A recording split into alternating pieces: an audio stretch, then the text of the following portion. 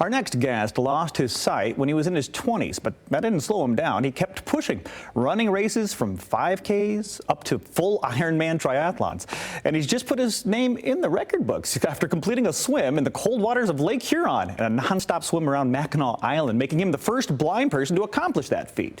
Did we mention he's a local Kalamazoo endurance athlete, Scott Lacy? He's here to talk about how anything is possible with the right mindset. Congratulations, Scott. Thanks for being here. Thank you. Appreciate it. Inspiring a lot of people with this endurance. Why did this particular event? I mean, like I mentioned, you've done Ironmans, so you've done 5Ks. Why did a swim around Mackinac Island draw your attention?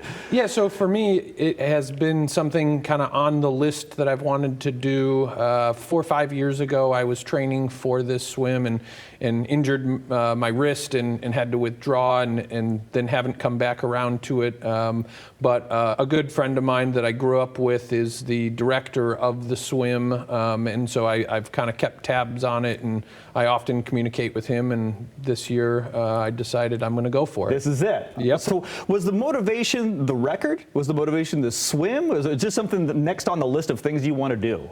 I think it was more just things that I wanted to do, you know, being able to prove to myself that I can do it. You know, the record or being the first visually impaired person, that comes secondary. You know, obviously that is really neat, and I am very proud of that, but that wasn't the driving factor. It was more to say, you know, that I did it. Well, you basically said something that a lot of people with sight might not be able to accomplish, which is, I wanted to, I thought I could, so I did. And a lot of people think, well, I want to, but I can't. Well, talk about that mindset of how you conquer that thing that so many people face, which is it looks too big to handle, too big to conquer. Sure, yeah, and I think for me it is taking things off in manageable pieces, bite-sized pieces, and you know, not looking at this whole the swim as 8.5 miles, you know, all at once. You know, I started training months ago and knew that I would have to build up to it. And, you know, the swim is something for me that, you know, I just took it a mile at a time, you know, pick off little bits, you know, and at the end of the day, it's to get to the finish line. But, you know, it wasn't about getting there in a certain amount of time. Of course, I had my own goals of when I wanted to finish, but whether that was accomplished or not, just finishing really was the ultimate goal. And of course, that's really the goal of anything that someone enters, is to get to the finish line, and that's what your goal is. People are curious, I'm sure, about the logistics. How is it going to work swimming without sight around this island? Yeah, so for me, I will have a guide swimmer. So we tether around the thigh, and we'll swim parallel essentially to one another. If I drift, if I move away from him, the tether will go tight and give me feedback that I need to kind of come back the other way. If I get too close to him, we'll bump shoulders, but that won't be you know, a big deal.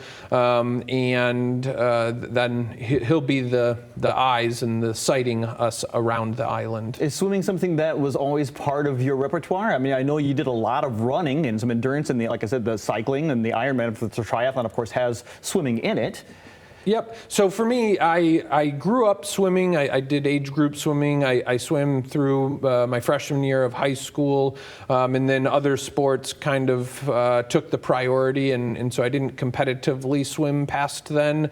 But I've always, you know, been a solid swimmer. I would say not the best swimmer, the fastest swimmer, but I've always been pretty solid at it.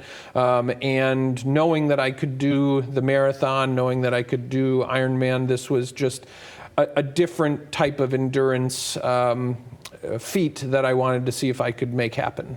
Have you swam any of the Great Lakes before for the triathlons? Were any of that in those? Yeah, so I've done the half Ironman in Benton Harbor, okay. And so that was 1.2 miles in Lake Michigan. My very first full distance triathlon was not Ironman branded, but was at Cedar Point, and the day before the race there was a big windstorm, and so the swim course got changed, and we had to swim in Lake Erie. Okay, so you've been in Erie, yep, and in Michigan, yep, and now Huron. So yep. I mean, wait.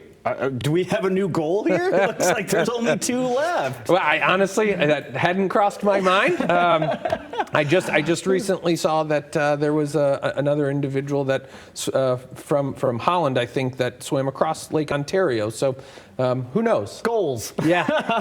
Well, we wish you nothing but the best in your future endeavors. Thank you for the inspiration. Listen, the right mindset, just take it one step at a time, right? Thank you so much for joining us, Scott. Thank you so much. Appreciate it. And there you can see he did it. Scott is officially the first blind swimmer to complete the 8.2-mile swim around Mackinac Island. After the race, Scott said that the swim was a memory that he won't soon forget. And if accomplishing this provides other people with disabilities encouragement or motivation, then that is pretty cool. End quote.